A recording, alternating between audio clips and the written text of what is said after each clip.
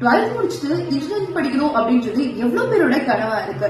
இப்போ engineering கவுன்சிலிங்கான registration நடந்துட்டு இருக்கு. இந்த கவுன்சிலிங்கான கட் ஆஃப் என்னென்ன, ஷெட்யூல் என்னென்ன டாக்குமெண்ட்ஸ் எல்லாம் வேணும், டீடைல்ஸ் எல்லாம் என்னென்ன தெரிஞ்சுக்கணும், ஸ்காலர்ஷிப் இருக்கா, ரிசர்வேஷன் எப்படி, ஃபீஸ் எப்படி பே பண்ணணும் அப்படின்னு எல்லாமே தெரிஞ்சுக்கலாம். அண்ட் அது மட்டும் இல்ல, நீங்க என்ன கட் ஆஃப் வாங்கிருக்கீங்க, உங்களோட கட் ஆஃப்க்கு எந்த காலேஜ்ல கிடைக்கும் அப்படின்றதையும் தெரிஞ்சுக்கலாம். மொத்தம் 539 காலேஜ் இருக்கு.